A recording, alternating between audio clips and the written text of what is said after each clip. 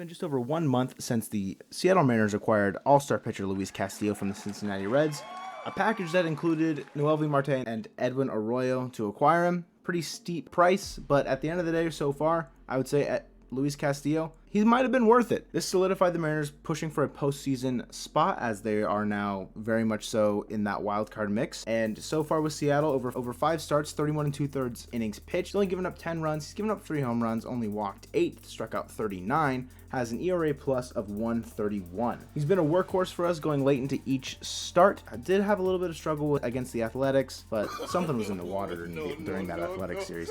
And then against the Guardians most recently, Lance Barrett, I don't need to talk about it. That final, yeah.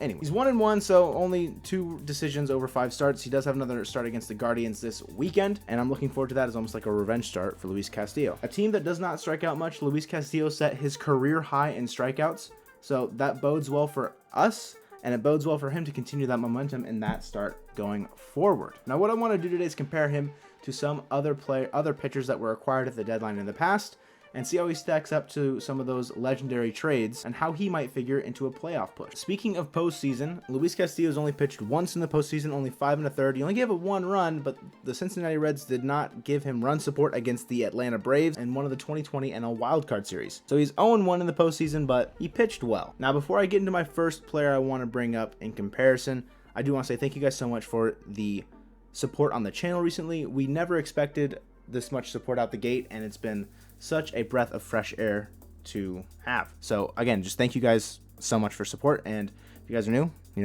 subscribe to the channel, like the video. Moving on, we're gonna go all the way back to CC Sabathia. To give a refresher on the CC Sabathia trade, CC Sabathia won the Cy Young in 2007 with the Cleveland Indians, and then in 2008 was traded from the Indians to the Milwaukee Brewers.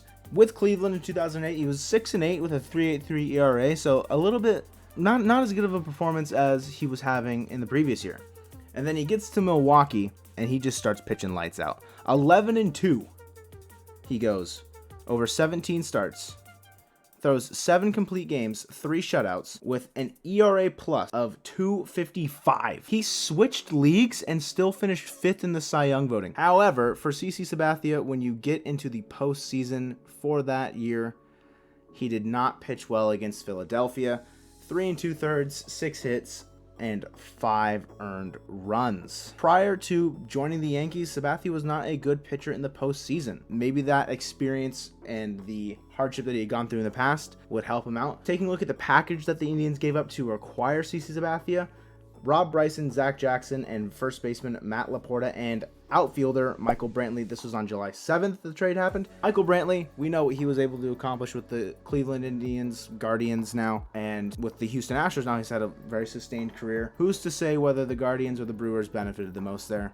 But CC Sabathia, if we can somehow get an incredible performance, like at least 1 or 2 out of Castillo heading into the final stretch in September, maybe propel ourselves to the top of the wild card board. Who's to say? I do think Castillo does have the stuff to do it, though. The next player I would like to bring up is Justin Verlander, acquired by the Houston Astros on the waiver wire on August 31st, formerly with the Detroit Tigers. The prospects given up were Franklin Perez, Daz Cameron, and Jake Rogers. That trade is buns. Verlander, an older pitcher, not super comparable at the stage of his career where we're at with Castillo, but a player that I think I want to bring up because of his success in the postseason coming over from Detroit into Houston. Obviously, Verlander was a very decorated player, had a no-hitter, had many all-star appearances, Cy Young awards, even won an MVP in 2011. In the postseason with Detroit, he did okay.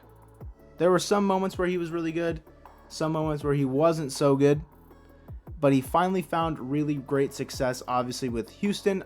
They won the World Series in 2017. He was the 2017 ALCS MVP. Started twice against the Yankees, only had a .56 ERA over 16 innings, had an ERA plus roughly around 148 in the 2017 playoffs, but in that series alone, it'd be very far north of 200.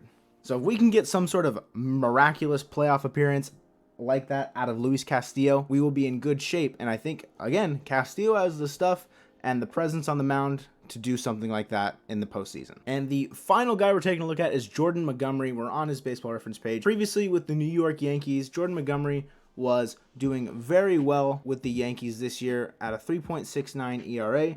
Over 21 starts, had 97 strikeouts and an ERA plus of 105. So well for the Yankees. They have Garrett Cole, they have Nestor Cortez. So like they felt like their rotation might be a little bit expendable. So they go out and trade Jordan Montgomery for Harrison Bader straight across. This trade has kind of bit them in the butt because, one, Jordan Montgomery has been shoving with the Cardinals. 1.76 ERA, 5 starts, 1 complete game shutout, a 28 strikeouts over 30 innings, a 219 ERA plus. Very, very good for Jordan Montgomery so far with the St. Louis Cardinals.